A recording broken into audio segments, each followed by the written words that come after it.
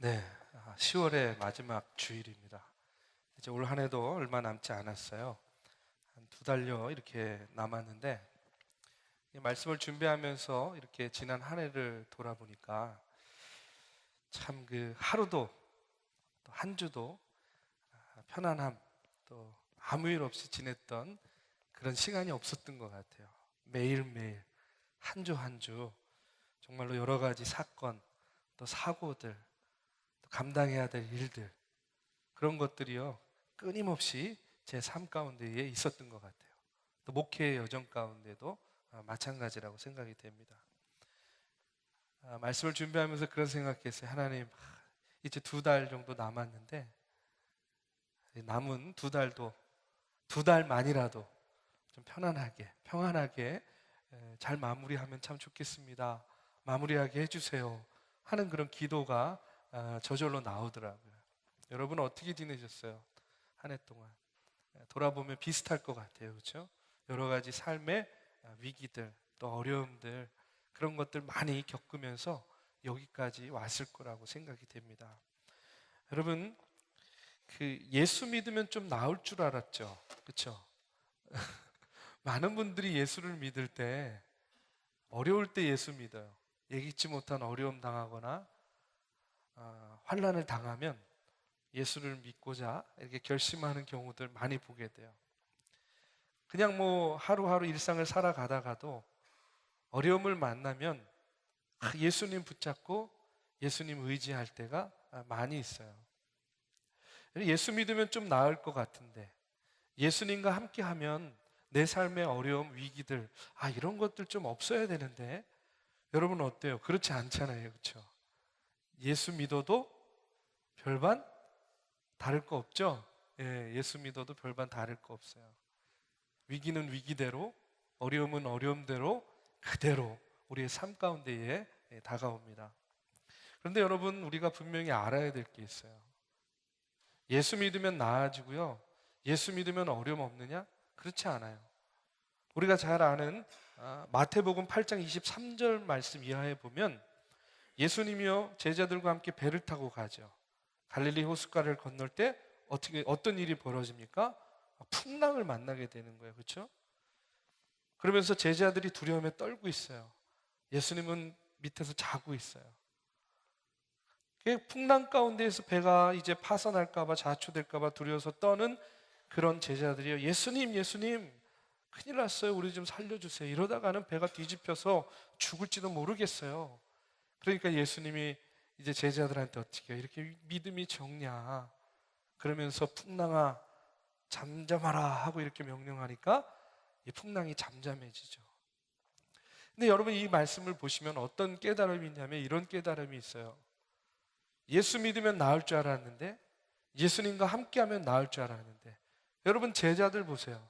지금 예수님하고 한 배 타고 가는데 뭐 만나는 거예요? 예? 예수님하고 한 배 타고 있어요 지금. 심지어는 예수님이 내 곁에 있어요 지금. 그런데 그 제자들이 지금 뭘 만났어요? 풍랑 만나는 거예요. 풍랑. 여러분, 이것이 무슨 의미가 있습니까? 무엇을 이야기해요? 우리가 예수 믿는다고 해서 풍랑까지 피할 수 있는 건 아니라는 거예요. 우리가 예수님과 함께 한다고 해서 우리의 삶의 위기까지 다 걷어낼 수 있는 건 아니라는 거예요.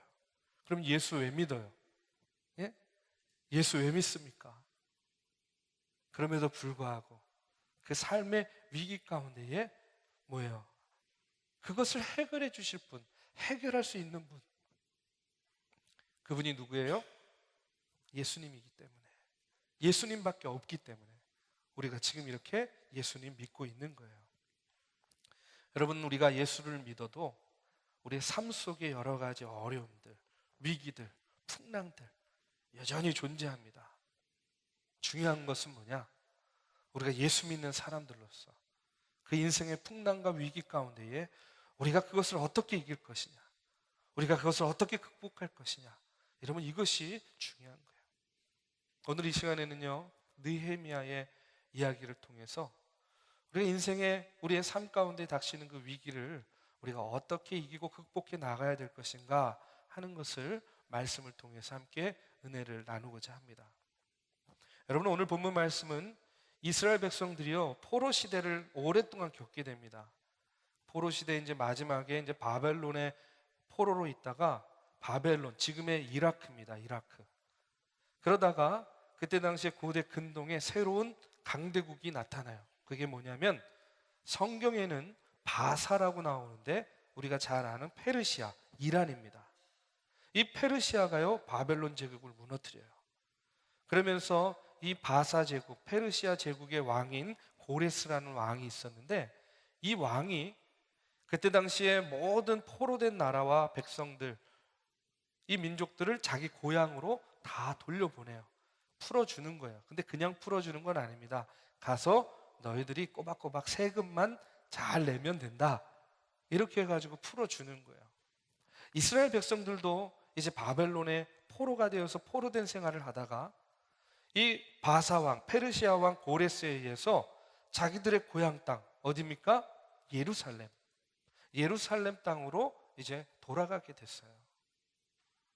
자기의 고향 예루살렘으로 돌아가게 되었는데, 막상 예루살렘에 돌아가서 보니까 그 땅이요 너무나 황폐해져 있는 거예요.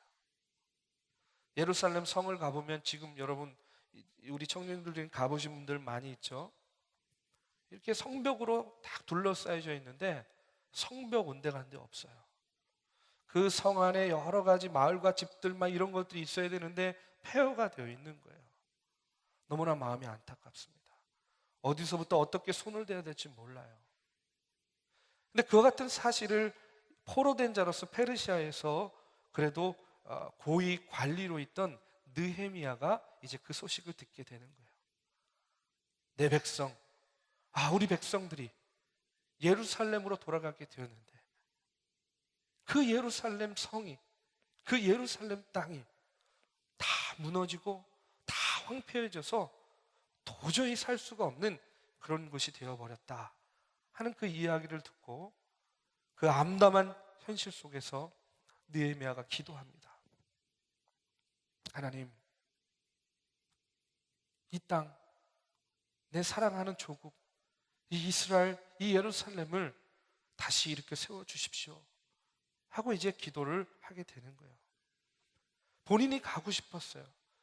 그러나 포로된 나라의 그래도 또 관리이기 때문에 마음대로 갈 수가 없어요. 그러다가 오늘 본문 말씀에 보면 뭐라고 나옵니까? 오랜 기다림 끝에 아닥사스다 왕 제위 20년경에 이제 하나님께서 왕의 마음을 움직여서 이 느헤미야를 이스라엘로 보내게 됩니다. 느헤미야가 이스라엘로 돌아가게 된 거예요. 그리고 마침내 느헤미야가 예루살렘 도성에 도착하게 됩니다. 아까 말씀드렸죠? 예루살렘 성을 재건하는 일이요 너무나 쉽지 않은 일이었어요. 어디서부터 어떻게 손을 대야 될지 모르겠는 거예요. 그렇지만 느헤미야가요 그 수많은 어려움들, 그 수많은 난관들, 그 수많은 위기들을 극복하고 이제 마지막에는 무너진 성벽을 재건하고 무너진 성을 다시 쌓게 됩니다. 무너진 성벽을 재건하고 당면한 위기를 극복해 나가는 이 느헤미야와 이스라엘 백성들을 통해서요 하나님의 백성들이 어떻게 위기를 극복해 나가야 되는가 오늘 말씀을 통해서 나누려고 해요. 먼저 오늘 말씀을 통해서 이런 것을 깨닫게 돼요. 믿음으로 사는 삶에도 앞서 이야기했죠. 아무리 믿음으로 사는 삶이라 할지라도 삶에 장애물들이 있기 마련이라는 거예요. 믿음으로 살아도 장애물이 있습니다. 믿음으로 살아도 위기가 있습니다. 믿음으로 살아도 풍랑을 만나게 된다는 거예요. 오늘 말씀을 보면 느헤미야가 예루살렘 성에 도착해서 이제 3일 동안을 그 성을 둘러보는 거예요. 그런데 그의 마음 가운데에 눈앞에 보이는 현실은 너무나 암담한데 마음 가운데 확신이 생기는 거예요. 어떤 확신이었냐면 하나님께서 이 무너진 성벽을 재건해 주실 것이다 하는 그런 확신이 그의 마음 가운데에 들게 됩니다. 그러면서 이제 느헤미야가요 흩어져 있는 백성들을 모으기 시작하는 거예요. 왜요? 혼자 할 수는 없잖아요. 백성들을 모아서 성벽을 쌓는 일을 하려고 하는 거예요. 우리 18절 말씀에 보면 느헤미야가요 흩어진 백성들을 모으는 그런 이야기가 나옵니다. 우리 한번 같이 읽어보겠습니다. 시작.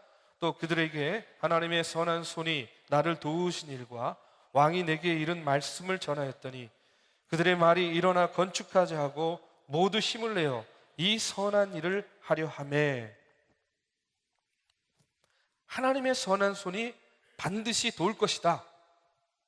일어나서 성벽을 재건하는 일에 우리 모두 동참하자.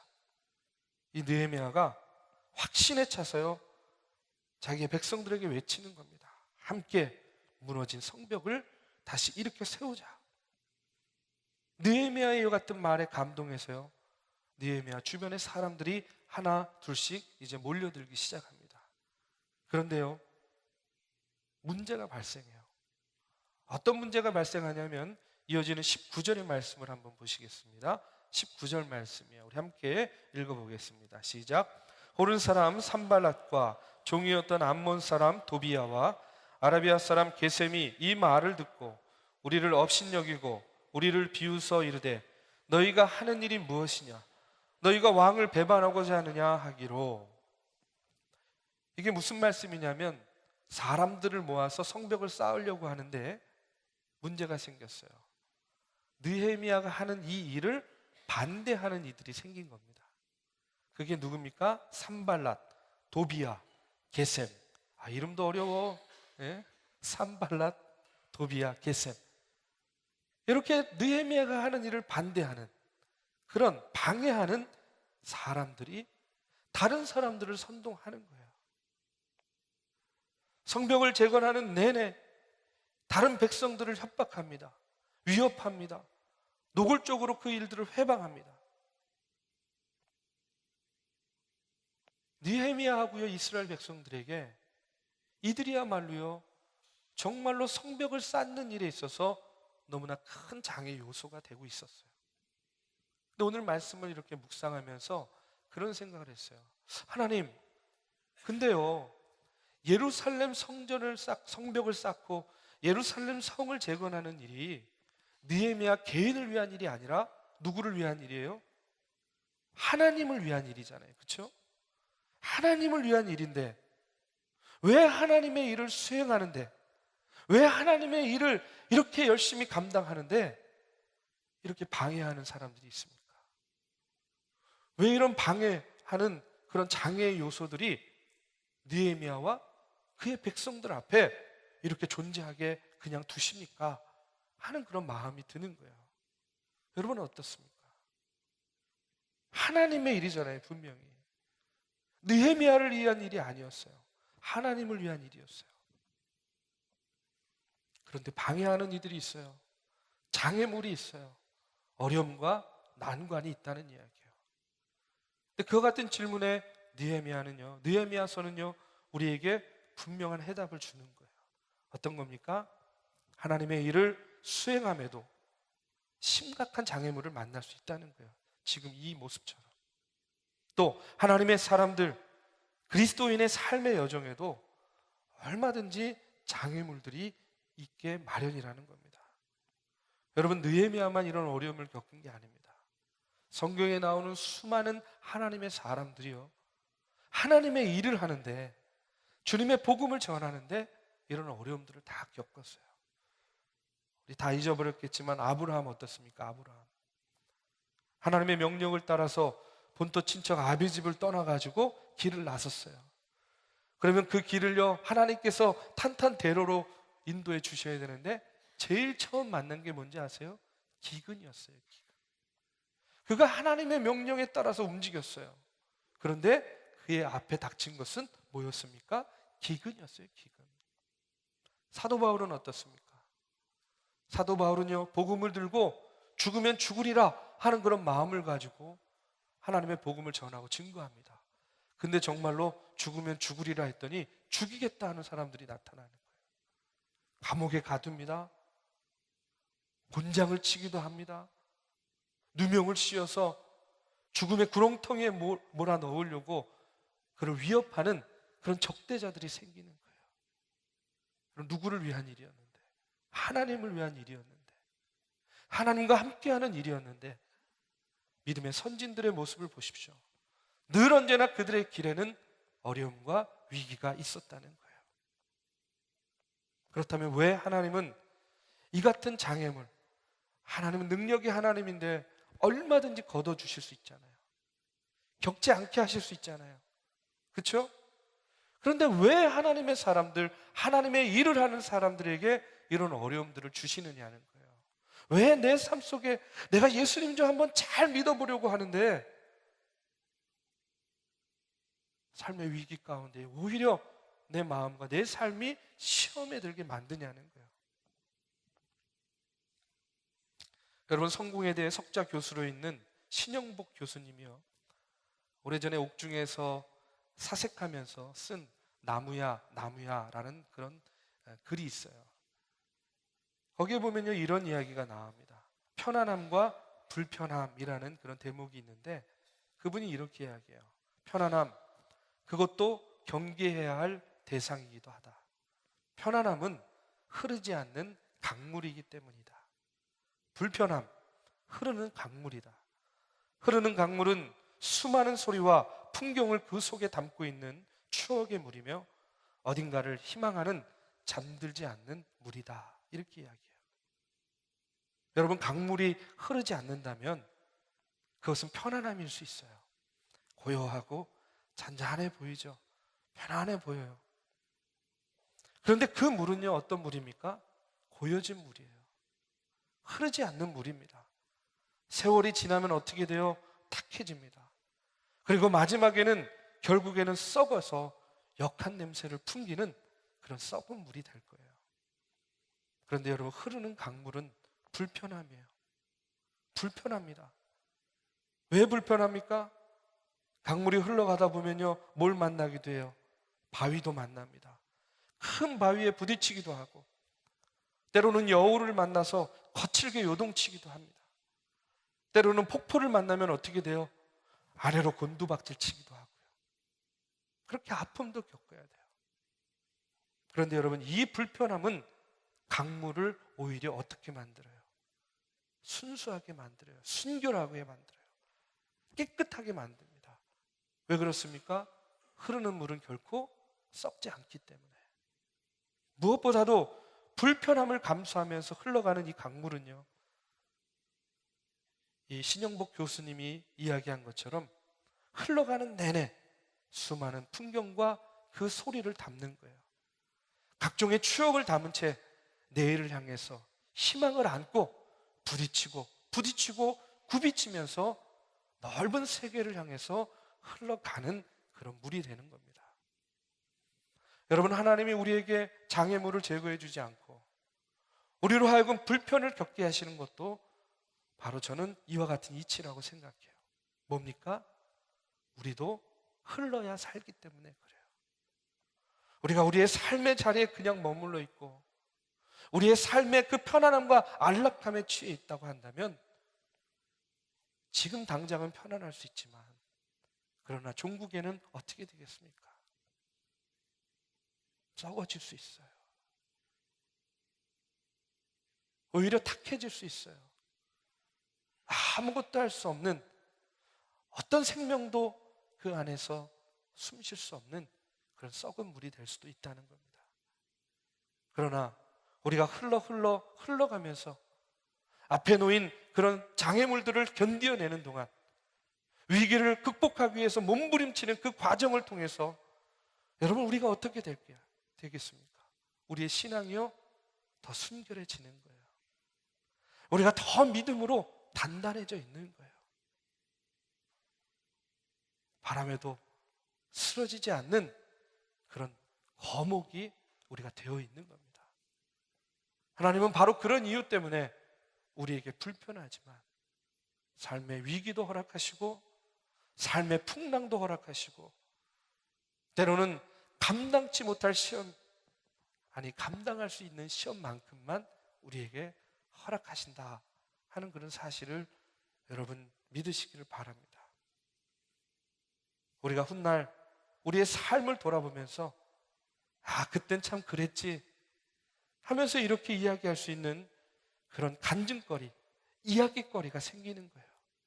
우리가 어떻게 하고 있을 때, 고요 있을 때, 멈춰 있을 때, 머물러 있을 때가 아니라 흐르고 있을 때, 우리가 흘러갈 때에 흐르는 강물처럼 인생의 위기를 우리가 온몸으로 맞이하면서 그것을 이겨나갈 때에 우리가 하나님 앞에, 사람들 앞에 더욱더 단단한 그런 믿음의 사람들이 될 수 있는 겁니다.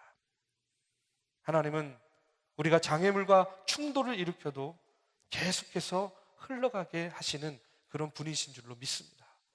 그 흘러가는 강물을요, 누구도 제어하거나 막을 수 없어요. 흘러가는 강물에 부딪히는 장애물은 여러분, 우리가 극복해 가야 할 그런 대상이다 하는 그런 사실을 기억하시고요. 장애물이 없는 삶, 삶의 위기가 없는 편안한 삶, 하나님 나 그런 삶 살게 해주세요. 여러분, 우리가 이렇게 기도할 것이 아니라 하나님, 내 삶에 장애물이 많아요. 왜 내 삶은 이렇게 돌짝밭과 같아요? 하나님, 내 삶에 지금 가시덤불이 덮고 있어요. 하나님, 나 좀 어떻게 해주세요.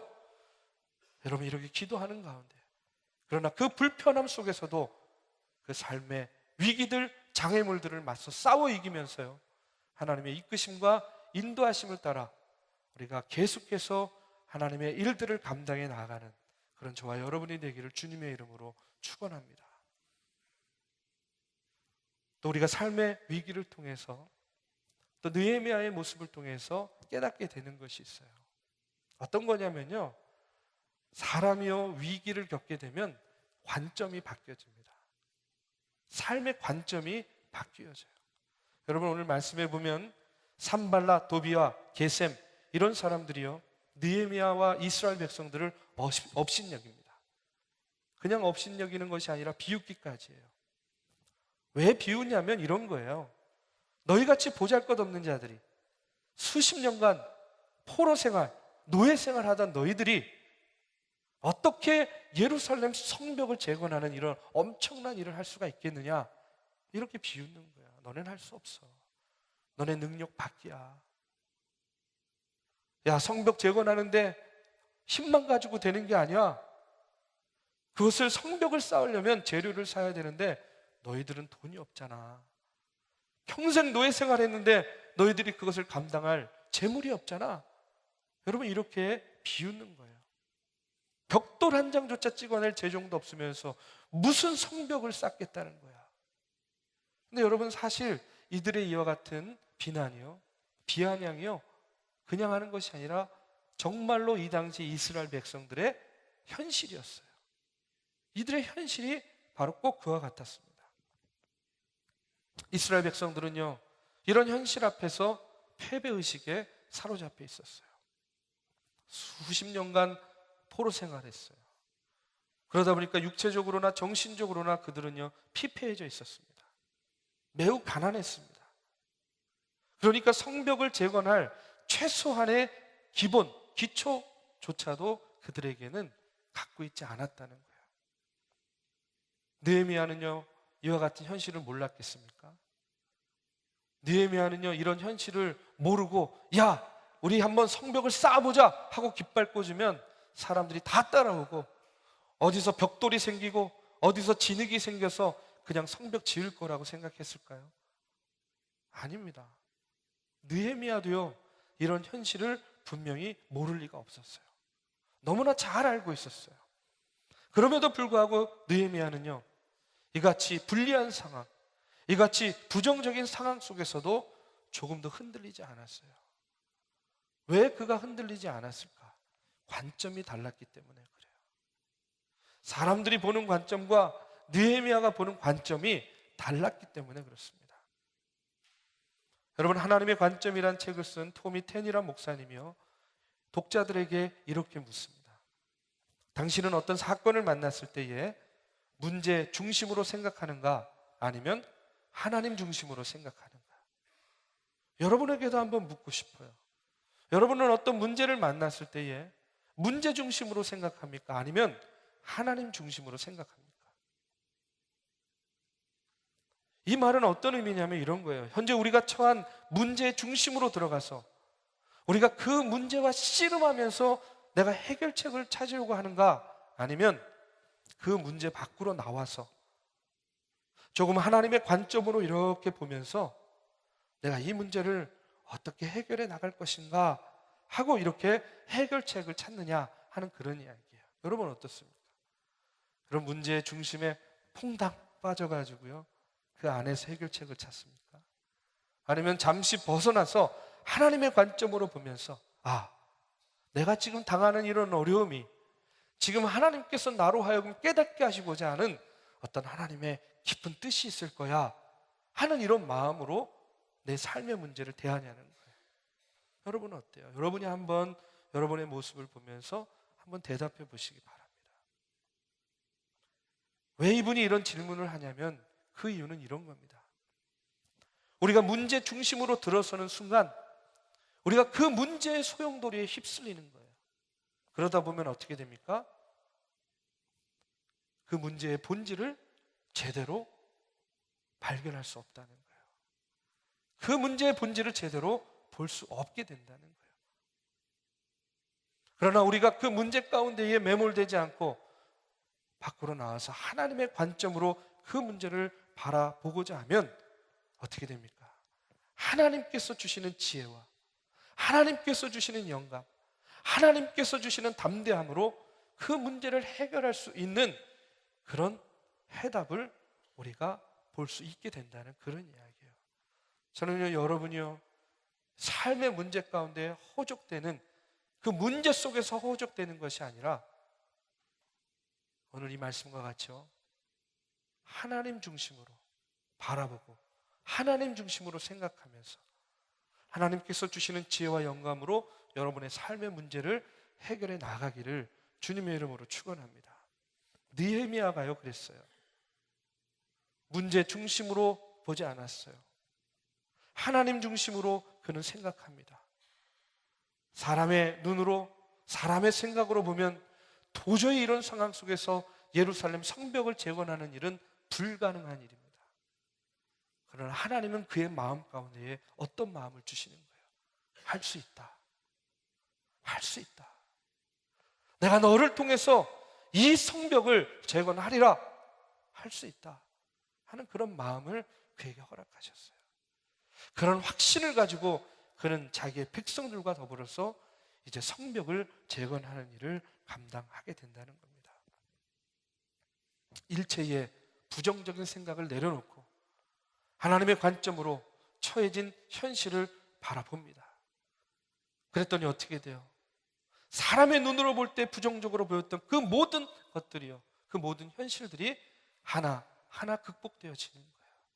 안 될 것 같았는데, 불가능할 것 같았는데, 그런데 하나님께서 그 일들을 하나하나 해결해 주신다는 거예요. 여러분, 느헤미야에게 있어서 성벽을 쌓기 전에 먼저 해결해야 될 일이 있었습니다. 예루살렘 성벽을 재건하고 그 성벽을 쌓기 전에 먼저 재건하고 먼저 회복해야 될 것이 있었어요. 그것이 무엇이냐면 바로 이와 같이 이스라엘 백성들의 마음을 속박하고 있던 그 부정적인 생각을 정복하는 것이 먼저였던 거예요. 그리고 그는 그것을 먼저 해냅니다.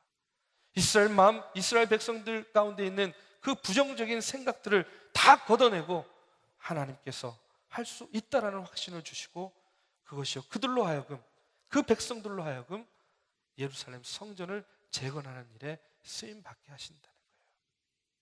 여러분, 삶의 위기 가운데에, 어려움 가운데에 우리도 먼저 생각해야 될 것이 있어요. 내 삶에 어떤 무너진 것이 있어요. 회복해야 될 것이 있어요. 그래서 그것을 먼저 보지 마십시오.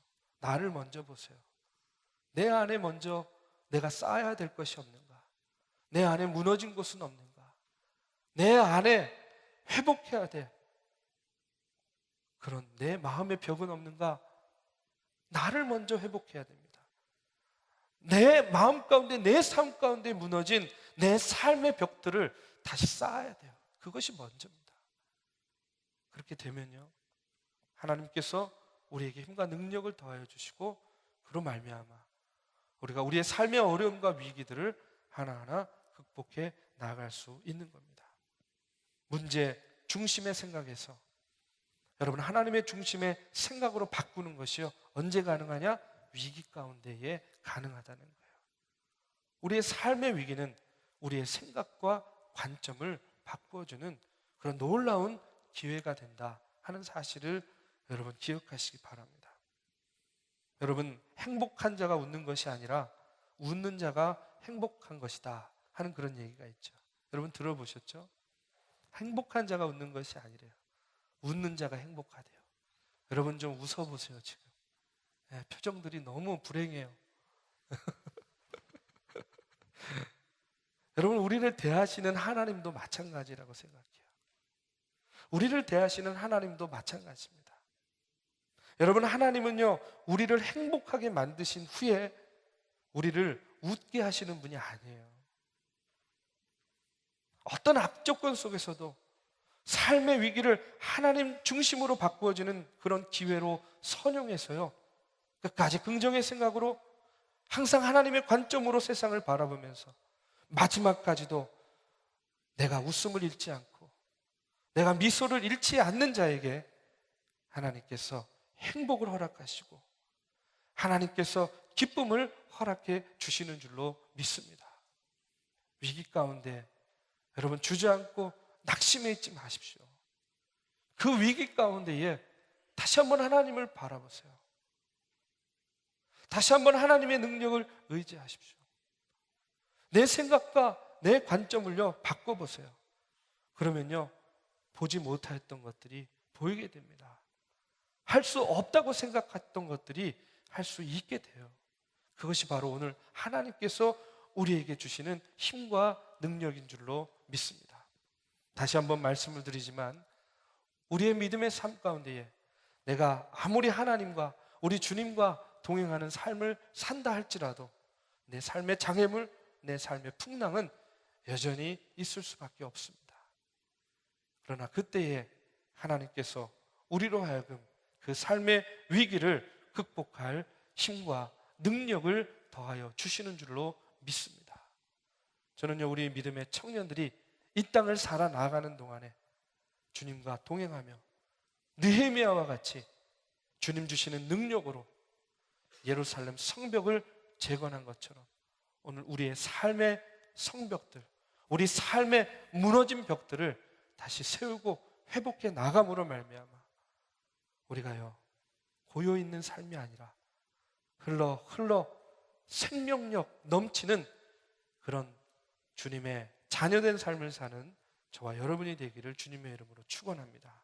이 시간에 우리 함께 찬양하고 기도하는 시간 갖겠습니다.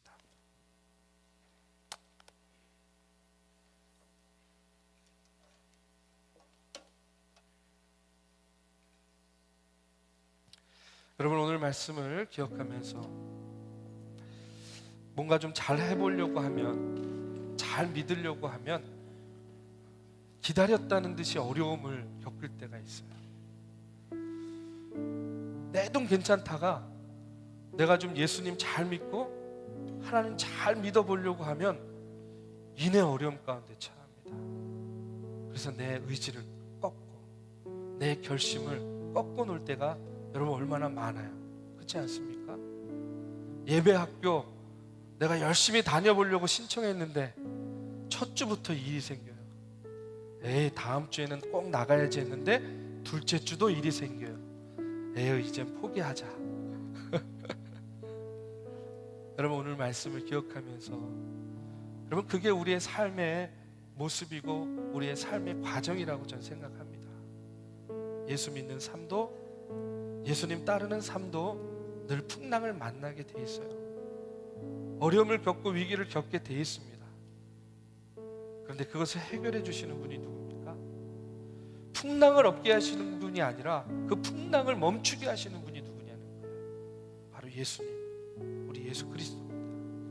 우리가 믿는 하나님, 우리가 믿는 예수님은요, 내 삶의 위기와 문제들 가운데에 그것을 해결할 수 있는 힘과 능력을 가지고 계신 분이고요, 그 힘과 능력을 또한 우리에게 주시는 분입니다. 여러분, 그런 믿음을 가지고요, 이 시간에 나는 주님을 사랑합니다, 나는 주님을 믿습니다, 나는 주님의 자녀입니다, 여러분 확증하면서 우리 다 같이 일어나셔서 함께 찬양하고 기도하는 시간 갖겠습니다. 이 시간 기도할 때에 내 삶에 이런 어려움이 있습니다. 하나님, 내 삶에 이런 위기가 있습니다. 주님, 나로 하여금 느헤미야와 같이 담대한 믿음 허락하여 주시옵소서. 나의 생각을, 나의 관점을 바꿔주셔서 이제까지 보지 못했던 것들 보게 하시고 깨닫지 못했던 것들 깨닫게 하여 주시옵소서. 우리 함께 찬양하고 기도하는 시간 갖겠습니다.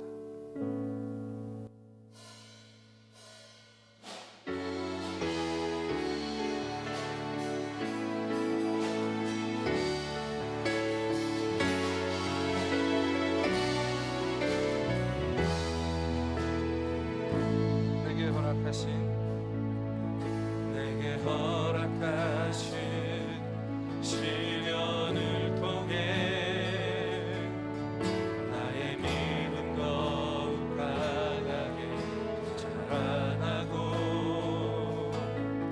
험한 산과 골짜기 지나는 동안 주께 더 가까이 나를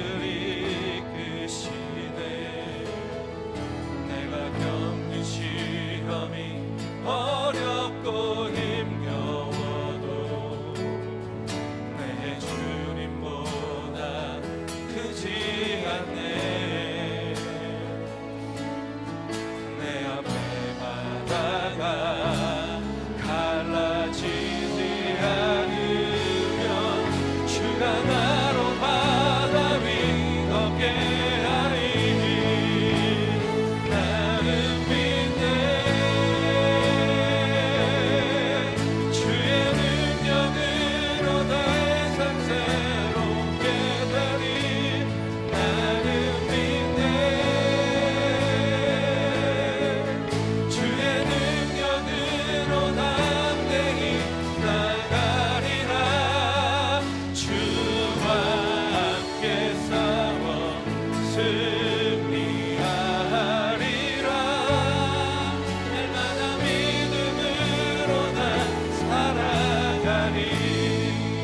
다시 한번 찬양합니다. 내게 허락하신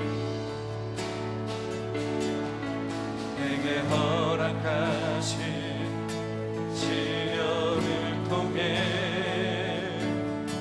나의 믿음 더 강하게 자라나고 험한 산과 골짜기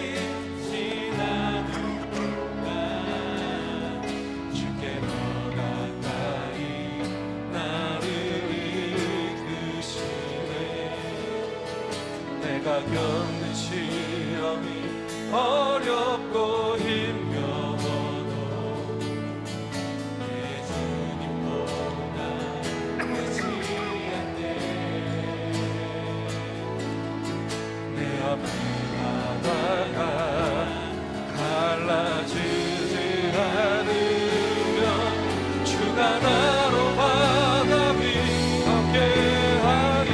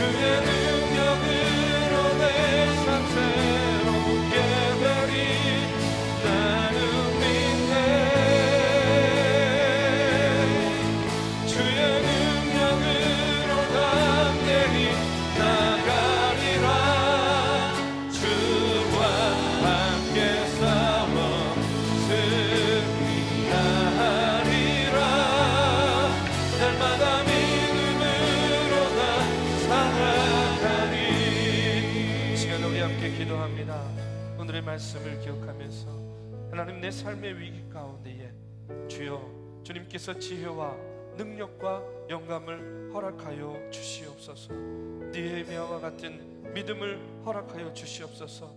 하나님이 함께 하시면 불가능을 가능케 할 수 있다라는 삶의 확신과 믿음을 허락하여 주시옵소서. 주님과 동행하는 가운데 당하는 여러 가지 시험과 환난, 그러나 혼자가 아니라 주님이 함께 하시기에 내가 이길 수 있습니다 고백하며, 여러분 이 시간 여러분의 삶의 어려움들과 삶의 기도의 내용들을 이 시간 주님의 십자가 앞에 내려놓을 때에 주의 성령께서 함께하여 주실 줄로 믿습니다. 우리 이 시간에 다 같이 통성으로 함께 기도하겠습니다. 사랑의 주님, 아버지 하나님의 내 삶의 위기가 있습니다. 아버지 하나님의 삶의 어려움들이 있습니다. 주님 아버지 하나님의 내 어려움들이 있습니다. 주님 아버지 하나님의 보여주시고 우리를 향한 하나님의 계획을 알게 하여 주시고, 하나님 우리가 그 믿음으로 주님 앞에 그렇게 나아가게, 우리 삶의 모든 순간순간마다 하나님 우리가 믿음으로 주님 한 번만 바라보고 살아가게 하나님만 주지 않습니다. 인도하여 주시옵소서. 때로는 아버지 거친 감당하기 어려운 시험과 어려움과 있는 주의 능력과 주여 앞에 안 놀라신 영광 어딜 가는지 무엇을 하는지 몰라 헤매오배가 많이 있습니다. 아버지 뭔가 결심하고 뭔가 잘해보고자 하는 아버지 하나님이여 더 시험이 와서 주저앉고 낙심하게 만들 때가 얼마나 많이 있는지 모릅니다. 주여 아버지 하나님이여 주님께서 함께하여 주시옵소서.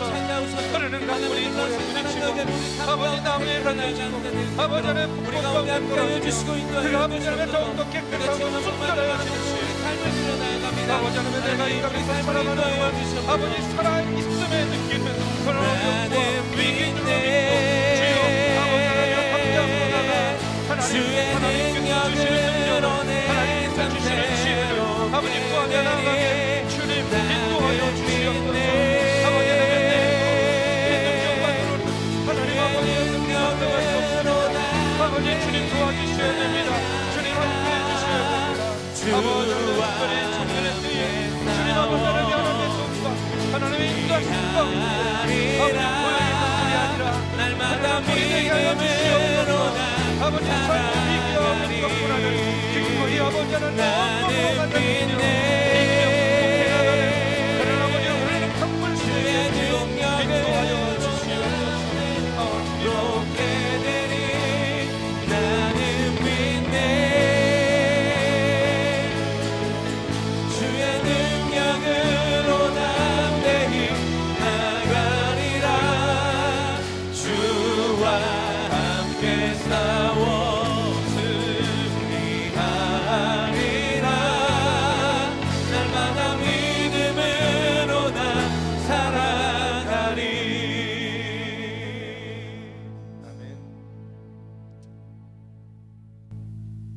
하나님 이 땅을 살아나가는 동안에 예기치 못한 삶의 어려움과 여러 가지 위기들이 있습니다.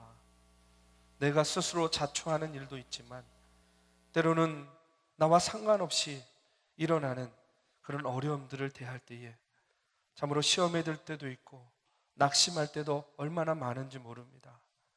무언가 잘해보고자 결심하고 다짐하고 시작할 때에 오히려 더 큰 시험이 와서 정말로 주저앉아 낙심할 때가 또 얼마나 많은지 모릅니다. 주여 우리 믿음의 청년들을 붙잡아 주시옵소서. 인도하여 주시옵소서. 삶의 어려움과 위기 가운데서도 주여 아버지 흔들리지 않는 믿음을 가지고 하나님을 바라보게 하여 주시옵소서. 느헤미야와 같이 한결같은 믿음으로 한결같은 확신으로 아버지 하나님이여 하나님께서 주시는 힘과 능력으로 삶의 위기들을 헤쳐나가는 귀한 믿음의 청년들 되게 하여 주시옵소서. 편안함 가운데 고여있는 물이 되지 않게 하시고 주의 아버지 하나님이여 흐르는 강물과 같이 때로는 바위에 부딪히고 때로는 폭포 가운데에 떨어질지라도 아버지 깨끗하고 순결함 가운데에 아버지 하나님께 쓰임받는 귀한 믿음의 청년들 되게 하여 주시옵소서. 이제는 우리 구주 예수 그리스도의 은혜와 살아계신 하나님의 역사하심과 성령님의 감화 감동 교통하심이 오늘도 주의 전에 나와 신령과 진정으로 예배드리며 주님 주시는 담대함으로 삶의 어려움과 위기를 극복하기를 다짐하며 나아가는 사랑하는 정동의 청년들 머리 위에 이제로부터 영원까지 함께하기를 간절히 축원하옵나이다. 아멘.